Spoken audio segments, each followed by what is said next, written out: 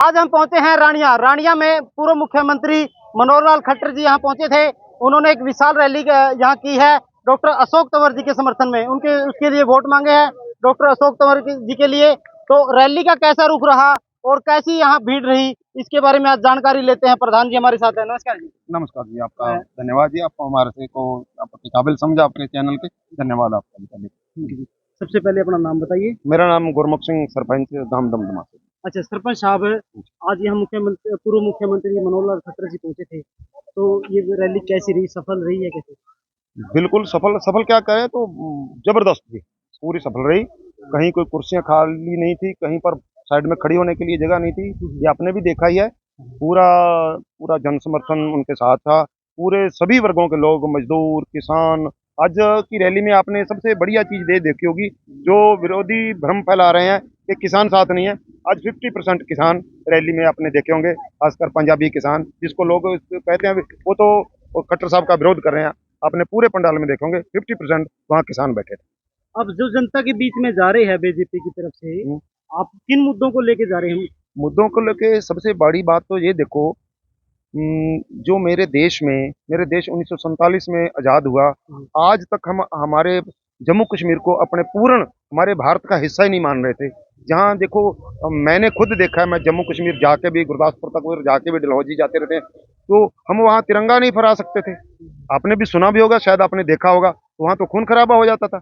हम आज़ाद होने के बाद भी 70 साल तक जहाँ तिरंगा नहीं फहरा सकते, लेकिन मोदी जी ने ऐसा काम किया है कि आज वहाँ वो कांग्रेस तो कहती थी वहाँ खून की नदियां बह जाएंगी जब तिरंगा फहरा देंगे। तो आज देखो वो वहाँ तिरंगा फहराता है पूरे जम्मू कश्मीर में। हम आज़ाद, हमारा भारत का हिस्सा है वो। दूसरा देखो, मैंने 7-8 देशों का सैर किया है, मैंने घूमा हूँ काफ़ी लंबे समय तक। तो सबसे गंदी सड़कें हमारे भारत की थी। आज हम यहाँ खड़े हैं, यहाँ से हम 3.5 घंटे में दिल्ली, 3.5 घंटे में अमृतसर, 3.5 घंटे में बीकानेर। इतना बढ़िया इंफ्रास्ट्रक्चर देखो। कहीं सड़कें आपने भी देखी होगी, सुनी होगी, कहीं देखा था। जहाँ तक बात आप किसानों की लगा लो, किसानों को मतलब मैं सबसे छोटा किसान हूँ। मेरे नाम भी 1 एकड़ जमीन है, मेरे लड़के के नाम भी है, मेरे बाप के नाम भी है। हमको समान निधि फंड मिलता है, सबको 6-6 हज़ार रुपया। हमको धान बोने के लिए मतलब मिलता है 2-2 हज़ार रुपये पर एकड़ के। हमको धान काटने के लिए, गांठने बांधने के लिए 1-1 हज़ार रुपया मिलता है। सरकार और क्या हेल्प करे। और जहाँ तक मैं किसानों की बात ही करता हूँ, स्वामीनाथन आयोग बने को देखो 40 वर्ष हो गए। हमें कांग्रेस से बताया कि स्वामीनाथन आयोग पर कांग्रेस ने क्या किया 40 साल में। बातें करते हैं भी अब वो नहीं मिलता, वो नहीं मिलता। 40-30 साल में कांग्रेस सरकार ने क्या किया। यहाँ तक शैलजा की बात है, 15 साल शैलजा ने इलेक्शन जीता, यहाँ लड़ा, 2 बार MP बनी। 15 साल ही उसके बाप ने लड़ा, दलबीर सिंह ने। मैं बनी से लेकर बनी, दमदमा, करीवाला, हरिपुरा, बाहिया, ठीक है ना, हारनी, ये भड़ोला वाली, डूडिया वाली, एक काम बता दे ये 20 गांवों में वो कहीं 5 रुपए दे के गई हूँ अपने फंड में। क्या करें उसका भी। शैलजा लोगों खौआ बना रहे हैं। जब हमको जरूरत थी, कांग्रेस की सरकार आई, 10 साल मनमोहन सिंह जी मुख्य प्रधानमंत्री रहे, तो शैलजा जी तो डर के मारे अंबाला भाग गई। उस टाइम शैलजा जी कहाँ गई हुई? आपने स्वामीनाथन रिपोर्ट के बारे में बात की है। चलो 40 साल 70 साल कांग्रेस सरकार रही, हाँ जी। तो 40 साल में कांग्रेस ने कुछ नहीं किया, तो जनता ने मोदी जी पे विश्वास किया हाँ जी। कि ये कुछ नया बदलाव लेके आएंगे। तो बीजेपी की तरफ से स्वामीनाथन रिपोर्ट पे क्या कुछ कार्रवाई? देखो, जितनी हरियाणा में फसलें होती हैं, 14 फसलों पर, हमारा हरियाणा एक ऐसा स्टेट है, जितनी फसलें हरियाणा में पैदा होती हैं, एक भी फसल ऐसी नहीं है जिस पर MSP लागू नहीं है। कोई आदमी दावे से कहता है भी फलानी फसल बनी है तो मेरे को खड़ा होकर बता दे। कोई फसल, आप भी पत्रकार हो, आप जगह पर जाते रहते हो, आप बता दो कि वो फसल पर MSP नहीं है। सारी की सारी फसल जो हमारे हरियाणा में होती हैं उन पर MSP लागू है, और समय पर किसान को पैसे मिलते हैं।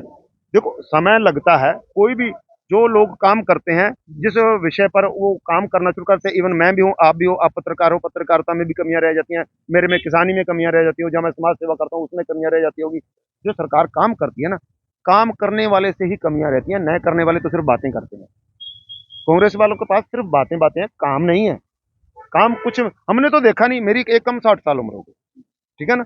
मैं आपको सबसे बड़ी बात तो ये बताता हूँ कि मैं कांग्रेस का कट्टर समर्थक था। मैंने कांग्रेस इसी वजह से छोड़ी कि उनमें बातें ज्यादा, काम नहीं है। किसी भी मतलब काम के लिए बिना पैसे के तो नौकरी नहीं मिलती हूँ। मैं खुद इस बात का भुक्तभोगी हूँ। जब 1991 से 1996 तक चौधरी भजनलाल की सरकार बनी, मैंने एआईएसआई का टेस्ट पास किया। हम उसके पहले भी मैंने 2 बार एआईएसआई का टेस्ट दिया। पहले तो चौटाला सरकार आई। चौटाला सरकार में वो तो कहते हैं हम तो अपने वर्करों को ही नौकरी देते हैं, दूसरी पार्टी के आदमी को नौकरी नहीं देते। उसके बाद मैं हिसार चलेगा, शायद मैं भूलता नहीं हुआ, शायद 15 या 13 सेक्टर में इनकी कोठी है, वहाँ चंद्रमोहन रहते थे। वहाँ पर चंद्रमोहन का एक असिस्टेंट था कोई, मैं नाम भूल गया, अच्छा गोपाल या गो आत्मा कुछ ऐसा, मैं पक्का नहीं कहता क्या नाम था उसका।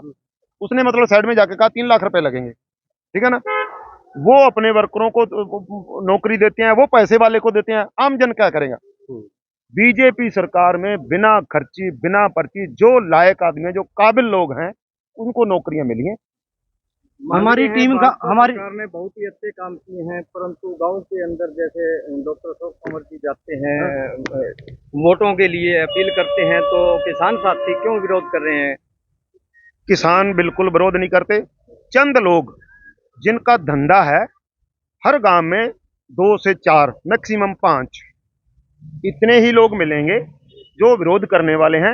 वो कुछ लोगों को वर्गला के हाथ खड़े करके 2 दूसरे गांव के आगे 2 दूसरे, आपने देखा होगा यहाँ एक दिन यहीं मंडी के पास रेस्ट हाउस में प्रोग्राम था 15 दिन पहले शायद, वहां मैंने देखी, वो मैंने वीडियो क्लिप देखा। डॉक्टर अशोक तंवर आए थे, रणजीत जी आए थे। हाँ, दोनों ही आए थे। वो 15 गांवों के लोग थे और 20 लोग थे सिर्फ। हाँ जी। आपकी पार्टी ने अशोक तंवर जी पे विश्वास क्यों किया? आप तो बीजेपी के लिए कैंडिडेट, आपको ये अशोक हम तंवर जी पे विश्वास क्यों ये जो इलेक्शन है सब लोगों की समझ से बाहर है, ठीक है ना। जो लोग देश के बारे में कुछ जानते हैं, ये अशोक तंवर का इलेक्शन नहीं है, ये शैलजा का इलेक्शन नहीं है, ये हमारे देश की प्रभुसत्ता का इलेक्शन है। ये मतलब ये इलेक्शन राहुल वर्सेस नरेंद्र मोदी का है। राहुल कैसा कैंडिडेट है देश की सुरक्षा के लिए, मैंने पहले बोला, जिस कांग्रेस ने हम 70 साल तक तिरंगा झंडा नहीं फहरा सकी जम्मू कश्मीर में, उस सरकार पर हम कैसे हम बात तंवर की नहीं है, बात शैलजा की नहीं है, बात आप देखो, ये इलेक्शन मेरा पर्सनल, मेरे गांव का इलेक्शन, रानिया हल्का का इलेक्शन या सिरसा का इलेक्शन नहीं है, ये हमारे देश की सत्ता का इलेक्शन है। वहां तक सोचो आप, हमने देश का नुमाइंदा चुन रहे हैं इस इलेक्शन में। मैं मेरे गांव का इलेक्शन नहीं रहा, मेरा सरपंच का इलेक्शन नहीं है जी। हाँ जी। जनता क्या कह रही है, अगर हमने कोई काम करवाना है, तो उसके लिए हम मोदी जी से जाके थोड़े मिलेंगे, हमने तो अशोक तंवर जी से ही मिलना पड़ेगा ना। नहीं, अशोक तंवर जी हैं, यहाँ कैंडिडेट हैं। यहाँ देखो, मैंने आपको यहाँ लोकल लोग भी हैं हमारे, कोई यहाँ कहते हैं मंडल अध्यक्ष है, कोई कोई महामंत्री है, कोई अध्यक्ष है, जिले का अध्यक्ष है। ये प्रॉपर चैनल, बीजेपी का जो सिस्टम है ना, ये कोई जरूरी नहीं है हमें अशोक तंवर से मिलने से ही काम होगा। क्या अशोक तंवर हमारे सिरसा डिस्ट्रिक्ट की मान लो 18-20 लाख वोटें हैं, या हमारे इसकी 30 लाख आबादी है, तो 30 लाख लोगों से तो अकेला नहीं ना मिल सकता। जिस जिस भी संस्था में, संप्रदाय में, जहाँ किसी पार्टी में सिस्टम नहीं है, चैनल नहीं है, वो तो फेल ही फेल है। आज भी घर फेल हो जाता है चैनल नहीं है तो।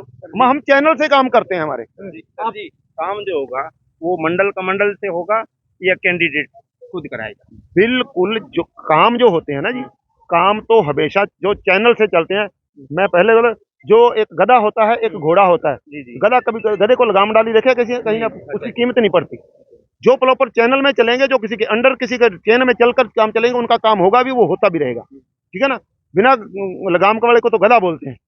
वजन जितना मर्जी डोले, मैं ये कर दूंगा वो कर दूंगा, उसको गधा बोलते हैं। जो चैन में चलता है उसको घोड़ा बोलते हैं। अशोक तंवर जी पहले भी यहाँ से सांसद रहे हैं। हाँ जी। तो उन्होंने कुछ काम किए होंगे पहले? बिल्कुल, मैं बताता हूँ। हाँ जी। ये क्या होता है पार्टियों में,